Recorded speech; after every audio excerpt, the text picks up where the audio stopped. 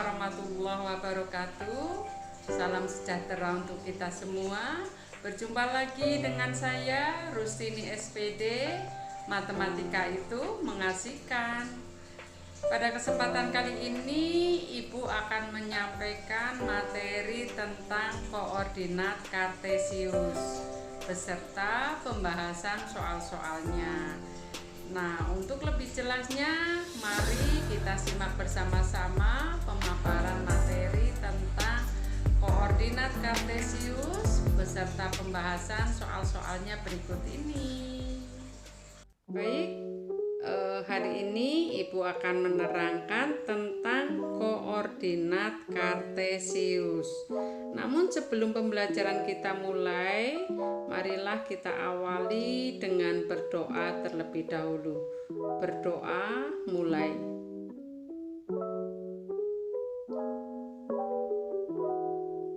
Selesai.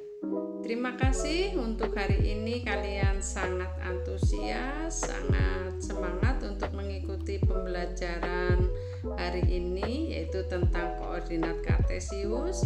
Mudah-mudahan kalian semua dalam kondisi yang sehat walafiat, tak kurang suatu apa.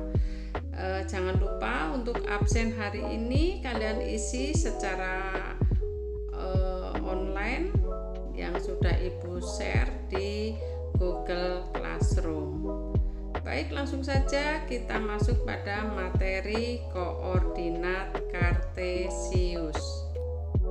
Tujuan pembelajaran yang ingin kita capai dengan mempelajari tentang koordinat kartesius, yang pertama, peserta didik mampu menjelaskan dan membaca posisi titik pada bidang koordinat dengan benar setelah mempelajari pendalaman materi. Yang kedua, peserta didik mampu menuliskan posisi titik pada bidang koordinat dengan benar setelah mempelajari pendalaman materi. Yang ketiga, peserta didik mampu menentukan jarak titik terhadap garis sumbu koordinat dengan benar setelah menyimak contoh soal dan mengerjakan uji kompetensi. Yang keempat, peserta didik mampu menentukan posisi titik terhadap titik acuan pada bidang koordinat dengan benar setelah menyimak contoh soal dan pengerjaan uji kompetensi. Yang kelima, peserta didik mampu menentukan koordinat garis terhadap garis sumbu koordinat dengan benar setelah menyimak contoh soal dan mengerjakan uji kompetensi. Dan yang terakhir, yang keenam, peserta didik mampu menyelesaikan permasalahan yang berkaitan dengan koordinat kartesius. Sedangkan untuk kompetensi dasar pengetahuan yang ingin kita capai yaitu menjelaskan kedudukan titik dalam bidang koordinat yang dihubungkan dengan masalah kontekstual. Kemudian untuk kompetensi dasar keterampilan yaitu menyelesaikan masalah yang berkaitan dengan kedudukan titik dalam bidang koordinat kartesius. Sahabat matematika, berikut ini adalah tampilan dari Google Map ya. Tentu sahabat matematika sudah tidak asing lagi apa itu Google Map karena mungkin sudah sering ya menggunakan fasilitas ini ya. Jadi Google Map itu merupakan layanan yang memberikan citra satelit ya, kemudian peta jalan, panorama, kondisi lalu lintas, dan perencanaan rute untuk bepergian dengan baik berjalan kaki, ya, kemudian mungkin naik mobil, sepeda motor, atau angkutan umum yang lainnya. Nah, layanan ini termasuk salah satu perkembangan teknologi yang dimanfaatkan untuk mengetahui dan mencari tempat atau lokasi di permukaan bumi ya. Mungkin dulu sebelum ditemukannya Google Map, kita untuk mencari suatu alamat harus mungkin bertanya lebih dari 10 kali mungkin ya, karena kita belum tahu letaknya. Tapi dengan bantuan Google Map kita tinggal mengikuti saja arahan dari Google Map ya. Nah, aplikasi ini sangat membantu kita ya ketika kita hendak menuju suatu tempat tujuan. Nah, gambar berikut ini nih merupakan tampilan Google Map yang diakses melalui HP atau laptop ya. Jadi terlihat penampakan lokasi suatu daerah ya di sini ya. Nah, ini yang dilihat dari ketinggian tertentu. Kita dapat menentukan letak lokasi, kita juga dapat menentukan posisi lokasi terhadap lokasi lain ya, dan lain sebagainya. Kaitannya dengan letak dan posisi beberapa tempat di permukaan bumi ini tidak terlepas dengan koordinat tempat ya. Dengan koordinat tempat ya dapat ditentukan letak dan jarak berapa tempat untuk menentukannya ya. Maka dalam bab ini kita akan pelajari tentang koordinat kartesius ya. Membaca posisi objek menggunakan bidang koordinat. Perhatikan gambar berikut ya, posisi tempat-tempat pelayanan. Di sini ada pasar, sekolah, ada hotel, bank, dan kantor pos ya.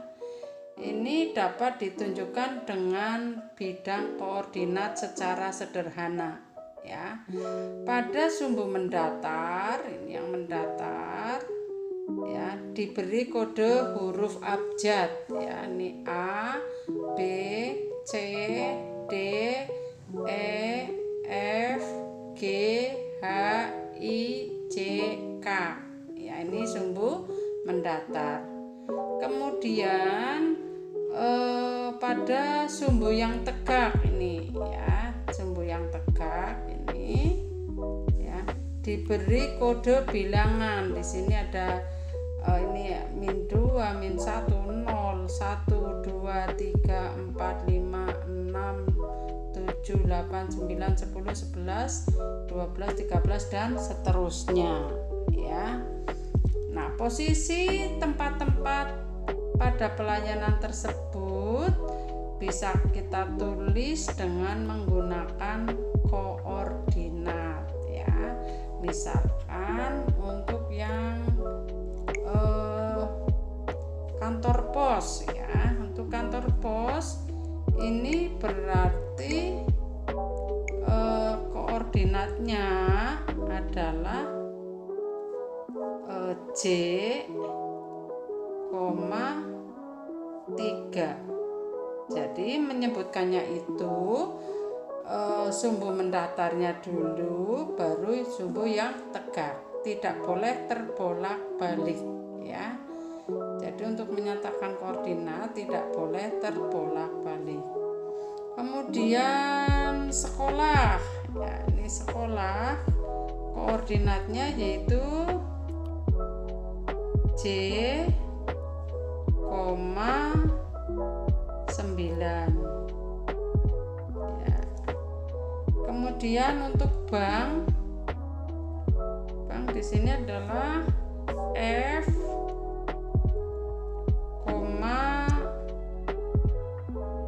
5 ya, F, 5. Kemudian untuk hotel di sini berarti C, 5 ya, hotel ini berarti C, 5. Sedangkan yang terakhir pasar berarti koordinatnya di F, 10. Ini F, 10 ya. Ini adalah cara menentukan posisi tempat-tempat pelayanan dengan menggunakan koordinat ya. Jadi dari jawaban tadi membaca posisi objek menggunakan bidang koordinat, pada objek hotel, bank, pasar, kantor pos, dan sekolah, maka posisi-posisi tempat pelayanan tersebut dapat ditulis sebagai berikut. Yang A tadi hotel terletak pada koordinat C,5. Kemudian yang B bank terletak pada koordinat F,5. Sedangkan untuk C pasar terletak pada koordinat F,10 ya, ini bukan 5 ya, ini 10 nanti Bu ganti. Kemudian yang D koordinat kantor pos terletak pada koordinat kantor pos tadi berarti J,3 ya. Kemudian untuk sekolah itu terletak pada koordinat J,9 ya. Jadi ini bukan T, ini bukan F,5 tapi yang betul F,10.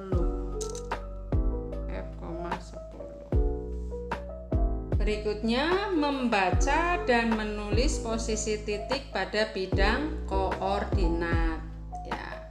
Penentuan posisi titik pada bidang koordinat ini dinyatakan dengan koordinat X, Y. Ya, jadi X-nya dulu baru Y, tidak boleh terbalik. Nah, unsur-unsur apa saja yang terdapat dalam bidang koordinat? Ya, yang pertama unsur sumbu X. Ya, mana sumbu X?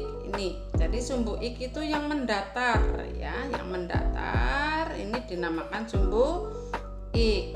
Nah, memuat angka-angka ya, ini bilangan-bilangan dari 0 ke kanan. Ini yang angkanya positif 1, 2, 3, 4, 5, 6, 7 dan seterusnya ya. Juga memuat dari angka 0 ke kiri. Ini juga unsur sumbu X. Nah, angkanya itu -1, -2, -3, -4, -5, -6 dan seterusnya. Jadi unsur-unsur sumbu X itu ini yang mendatar ya. Angka-angkanya ada positif, ada negatif. Dari 0 ke kanan itu positif, 0 ke kiri itu negatif. Yang berikutnya unsur sumbu Y. Mana unsur sumbu Y? Ya, yaitu sumbu yang tegak ini. Ya, yang tegak ini disebut dengan sumbu Y. Ya. Nah, ini memuat bilangan-bilangan yang positif dan negatif juga. Hanya bedanya kalau tadi kan ke kiri dan ke kanan.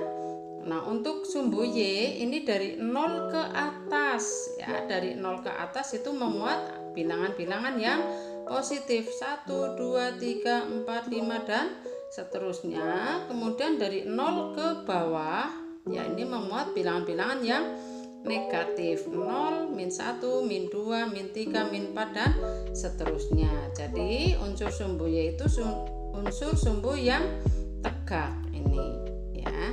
Kemudian yang berikutnya adalah titik asal atau titik pangkal. Nah, mana itu titik asal atau titik pangkal?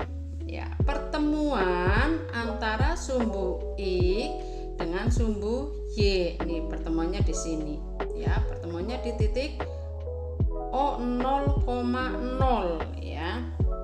Persis di sini. Biasanya disimpulkan dengan O ya. O0,0 ini disebut dengan titik asal ya.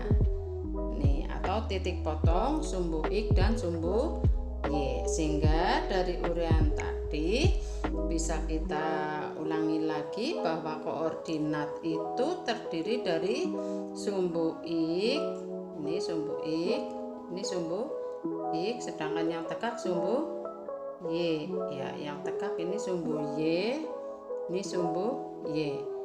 Kemudian posisi titik pada koordinat, pada bidang koordinat dinyatakan dengan koordinat. Jadi koordinat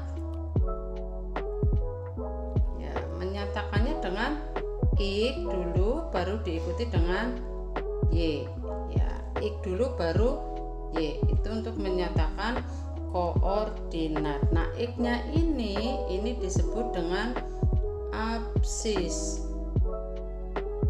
Nah, sedangkan Y-nya ini disebut dengan ordinat. Ya, gitu ya. Jadi untuk menentukan koordinat itu absisnya dulu baru ordinatnya, atau X-nya dulu baru Y, tidak boleh terbolak-balik. Bisa dipahami ya anak-anak?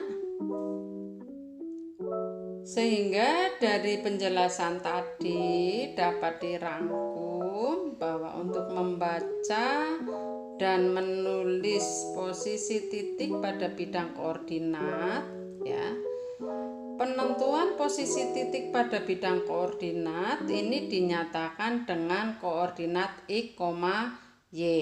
Ya, unsur-unsur yang terletak pada bidang koordinat, yang pertama unsur sumbu X, itu yang mendatar, ya, memuat bilangan positif dan negatif. Dari titik 0 ke kanan ini bilangan positif, sedangkan dari titik 0 ke kiri bilangan negatif. Kemudian unsur yang berikutnya sumbu Y, yaitu sumbu tegak yang memuat bilangan-bilangan yang positif dan negatif. Ya, dari titik 0 ke atas merupakan bilangan positif, sedangkan dari titik 0 ke bawah merupakan bilangan negatif. Kemudian yang C, titik asal atau titik pangkal dengan koordinat O 0,0, yaitu titik acuan sekaligus sebagai titik potong sumbu X dan sumbu Y. Sehingga untuk titik asal O 0,0 biasanya ditulis O 0,0 kayak gini, ini disebut titik pangkal. Pada bidang koordinat sumbu X dan sumbu Y, ya, jadi ini sumbu X dan sumbu Y, ya, ini berpotongan tegak lurus, ya, berpotongannya bertemu di titik nih, yaitu di titik 0,0 atau di titik pangkal. Nah, akibat dari perpotongan kedua sumbu X dan sumbu Y ini, maka bidang koordinat ini terbagi menjadi 4 bagian yang disebut dengan kuadran. Ya, jadi ya, ini titik pertemuannya di O 0,0. Ya. Nah, terbagi menjadi 4 daerah yang disebut kuadran. Ini kuadran 1, ini kuadran 2, kuadran 3, ini kuadran 4. Jadi dari kuadran 1 ke kuadran 2 itu arahnya berlawanan dengan perputaran jarum jam, ya, jadi ke kiri, ya. Nah, pada kuadran 1 itu nilai X-nya adalah positif, ya. Jadi ini ke kanan kan, ini positif. Kemudian Y-nya ini yang ke atas, Y-nya juga positif, ya. Kemudian di kuadran 2 untuk nilai X-nya ini berarti yang ke kiri nih, ya. Berarti X-nya itu negatif, sedangkan Y-nya yang ke atas, ya. Yang ke atas ini, ya. Berarti Y-nya adalah positif. Kemudian di kuadran 3 X-nya sama dengan negatif, sedangkan Y-nya itu yang ke bawah, berarti negatif. Ini yang ini, ya. Kemudian di kuadran 4 X-nya ini yang ke kanan, ini berarti X-nya positif, sedangkan Y-nya ya berarti negatif. Ini adalah kuadran dalam koordinat kartesius. Bisa dipahami ya anak-anak? Baik, dari penjelasan tadi bisa dirangkum tentang kuadran, ya. Jadi pada bidang koordinat sumbu X dan sumbu Y ini saling berpotongan dan tegak lurus. Ya, akibatnya kedua sumbu tersebut membagi bidang koordinat ini menjadi 4 bagian. Nah, inilah yang disebut dengan kuadran. Nah, kuadran 1 tadi udah disebutkan untuk nilai X-nya positif, nilai Y-nya positif. Kuadran 2 X-nya negatif, Y-nya positif. Kuadran 3 nilai X-nya negatif, nilai Y-nya negatif. Sedangkan daerah kuadran 4 nilai X-nya positif dan nilai Y-nya negatif. Ini tentang kuadran. Secara geometri, tempat untuk meletakkan titik ini dinamakan dengan bidang koordinat. Nah, cara membaca posisi titik pada bidang koordinat caranya sebagai berikut. Yang A, gunakan titik asal 0,0 ini sebagai titik acuan, ya, titik pangkal untuk menentukan koordinat titik X, Y. Dan yang B, nilai X pada sumbu X menunjukkan banyaknya langkah atau satuan pada arah mendatar. Nah, arah mendatar ini bisa ke kiri, bisa ke kanan.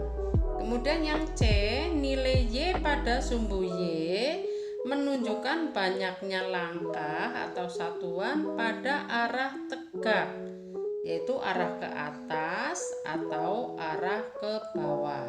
Nah, kita akan menentukan koordinat titik A, B, C, D, E, F, G dengan titik acuannya titik O 0,0. Marilah kita simak bersama-sama, lihat pada gambar berikut ini. Perhatikan untuk tabel berikut, tentukan koordinatnya, jarak terhadap sumbu X, jarak terhadap sumbu Y dari titik A, titik B, titik C, titik D, kemudian titik E, F, dan G, ya. Langsung Ibu mulai dari titik C, ya, yang ini titik C, ya. Untuk titik C itu koordinatnya yaitu 3,4, ya. Jadi mulai dari C dulu, 3,4, ya. Nah, jarak terhadap sumbu X. Nah, bagaimana cara menghitung jarak terhadap sumbu X? Pakai warna merah, ya. Nah, jarak terhadap sumbu X berarti ini 1, 2, 3, 4, ya. Jadi jarak terhadap sumbu X itu adalah 4 satuan, ya. Jarak terhadap sumbu Y, ya, jarak terhadap sumbu Y berapa satuan? Dari ini ke Y 1, 2, 3. Berapa satuan? Ya, ada 3 satuan. Ini 3. Kemudian titik A, titik B, titik C pun demikian caranya, ya. Cara menentukan jarak terhadap sumbu X dan sumbu Y. Nah, langsung untuk titik A, ya. Untuk titik A itu koordinatnya berarti min 1,3. Min 1,3. Nah, jarak terhadap sumbu X sama caranya seperti tadi, berarti 3 satuan. Jarak terhadap sumbu Y 1 satuan. Kemudian titik E, ya. Titik E koordinatnya yaitu min 2, min 3. Min 2, min 3. Sehingga jarak terhadap sumbu X-nya 3 satuan, jarak terhadap sumbu Y-nya 2 satuan. Kemudian untuk titik G Titik G itu koordinatnya yaitu min 2, min 1. Jadi tidak boleh terbolak-balik ya. X-nya dulu baru Y. Absisnya dulu baru ordinat. Tidak boleh terbolak-balik. X-nya di depan, Y-nya di belakang. Jadi untuk koordinat G yaitu min 2, min 1. Min 2, min 1. Sehingga jarak terhadap sumbu X yaitu 1 satuan, jarak terhadap sumbu Y 2 satuan. Kemudian untuk titik B ya. Titik B koordinatnya yaitu 2, min 1. 2, min 1. Jarak terhadap sumbu X-nya 1 satuan, jarak terhadap sumbu Y-nya 2 satuan. Dan koordinat titik D itu 4,1. 4,1.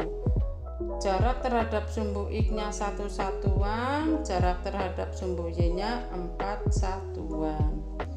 Kemudian titik F koordinatnya yaitu min 3,1. Min 3,1. Jarak terhadap sumbu X-nya 1 ya, jarak terhadap sumbu Y-nya 3 satuan. Demikian untuk menentukan koordinat, kemudian jarak terhadap sumbu X dan juga jarak terhadap sumbu Y. Paham ya anak-anak? Ya, masih tentang jarak terhadap garis sumbu ya. Ini contoh yang kedua agar kalian semua paham. Di sini ada rumah belajar, kemudian SMP Negeri 1 ini, kemudian ada pasar dan kantor Pemda ya. Nah, yang pertama untuk SMP Negeri 1 nih ya. Ini berjarak berapa satuan ke sumbu X?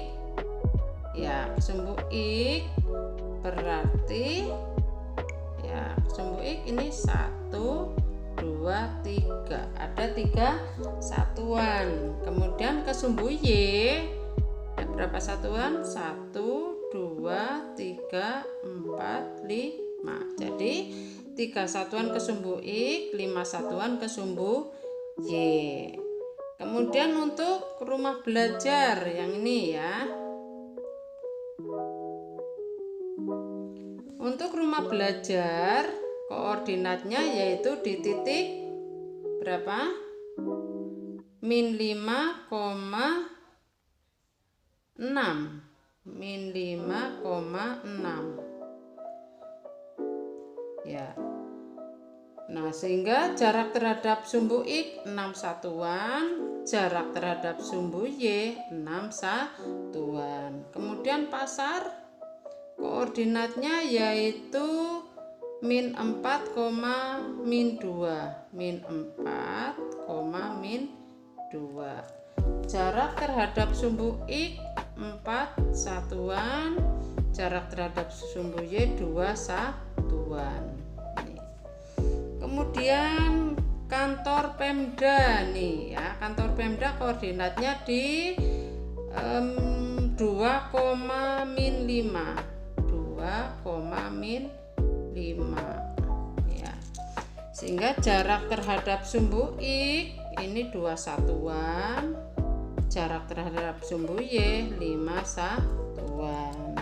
Begitu seterusnya untuk cara menentukan jarak terhadap garis sumbu ya. Jadi terhadap sumbu X maupun ke sumbu Y.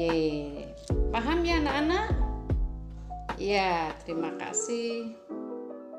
Dari penjelasan tadi, jarak tempat terhadap garis sumbu tadi terdapat 2 jalan utama yaitu jalan X dan jalan Y. Kemudian terdapat 4 lokasi yang berbeda yaitu SMP 1, rumah belajar, pasar, kemudian kantor Pemda. Nah, kita dapat memperoleh informasi tentang jarak setiap lokasi tersebut terhadap kedua jalur utama, ya, terhadap jalan X maupun jalan Y. Nah, berikut ini beberapa informasi yang dapat kita peroleh.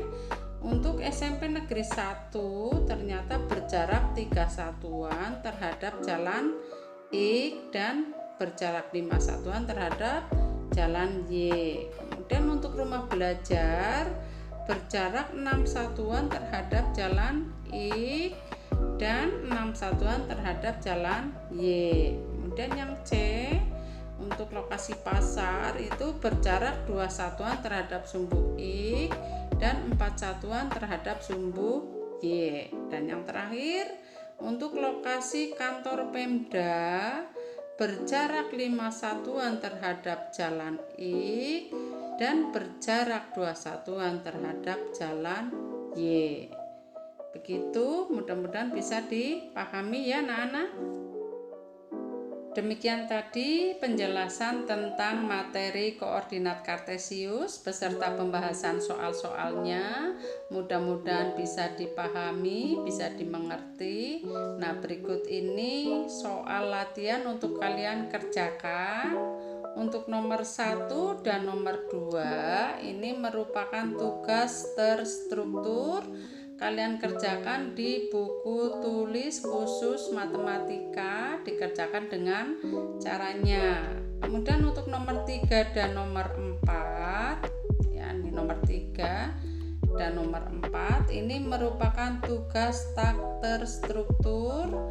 Ini pun kalian kerjakan di buku tulis khusus matematika, dikerjakan dengan caranya. Mudah-mudahan kalian semua bisa mengerjakan baik nomor 1, 2, 3 maupun nomor 4. Demikian untuk pembelajaran hari ini, mudah-mudahan bermanfaat. Sampai bertemu lagi pada pembelajaran berikutnya. Akhirnya, assalamualaikum warahmatullahi wabarakatuh.